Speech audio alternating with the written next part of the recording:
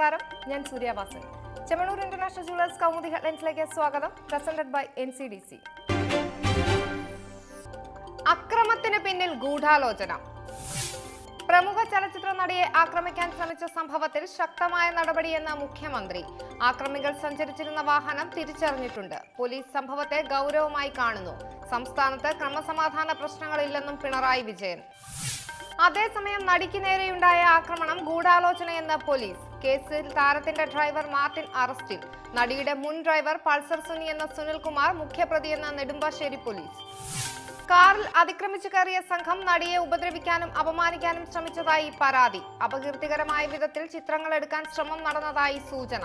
നടിയെ ബ്ലാക്ക്മെയിൽ ചെയ്ത് പണം തട്ടുകയായിരുന്നു സംഘത്തിന്റെ ഉദ്ദേശ്യമെന്ന് പോലീസ് വെളിപ്പെടുത്തൽ. വിശ്വാസം അനിശ്ചിതത്വത്തിൽ. എടപ്പാടി സർക്കാരിന്റെ വിശ്വാസ വോട്ടെടുപ്പ് തടസ്സപ്പെടുത്തി തമിഴ്നാട് നിയമസഭയിൽ നാടകീയ രംഗങ്ങൾ. വോട്ടെടുപ്പ് മാറ്റിവെക്കണമെന്നും രഹസ്യ ബാലറ്റ് വേണമെന്നും ആവശ്യപ്പെട്ട് DMKയും വിമത MLAമാരും നടുത്തളത്തിൽ. സ്പീക്കറുടെ കസേര തകർത്തും രേഖകൾ കീറിക്കളഞ്ഞും പ്രതിഷേധിച്ചതോടെ വോട്ടെടുപ്പ് അനിശ്ചിതത്വത്തിൽ.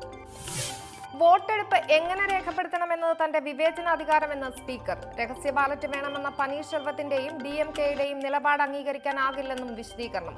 സഭയിൽ സ്പീക്കർ വിശ്വാസം രേഖപ്പെടുത്തുന്നത് സർക്കാരിനെ പിന്തുണയ്ക്കുന്ന MLAമാരുടെ തലയെണ്ണി. സഭയ്ക്കുള്ളിൽ മാധ്യമപ്രവർത്തകർക്കും പ്രവേശനമില്ല. മുഖ്യമന്ത്രി എടപ്പാടി പളനിസ്വാമിക്ക് കേവല ഭൂരിപക്ഷത്തിനായി വേണ്ടത് 116 വോട്ട്.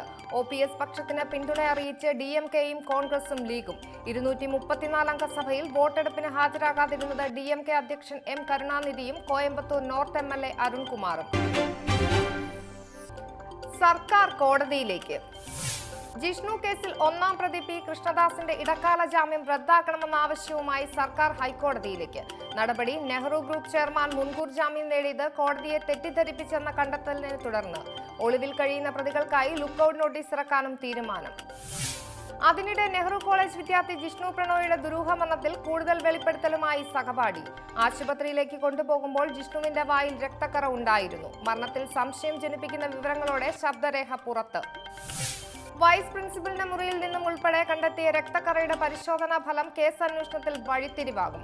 മരണത്തിന് മുൻപ് ജിഷ്ണുവിന് ക്രൂരമർദ്ദനമേറ്റതിന് കൂടുതൽ തെളിവുകൾ പുറത്തു വന്നതോടെ അന്വേഷണം ഊർജിതം. കേസ് അട്ടിമറിക്കാൻ തുടക്കത്തിൽ തന്നെ ശ്രമം നടന്നതായി വീട്ടുകാർ.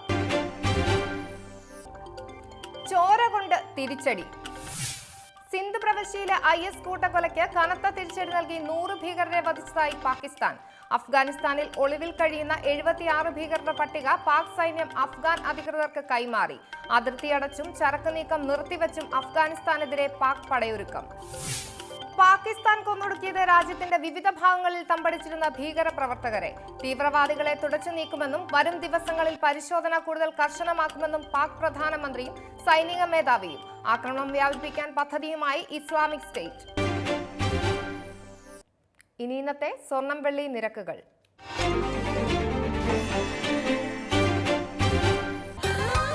ദുബായ് ഗോൾഡ് ആൻഡ് ഡയമണ്ട് സ്വർണം വെള്ളി നിരക്കുകൾ നിങ്ങൾക്കായി അവതരിപ്പിക്കുന്നത്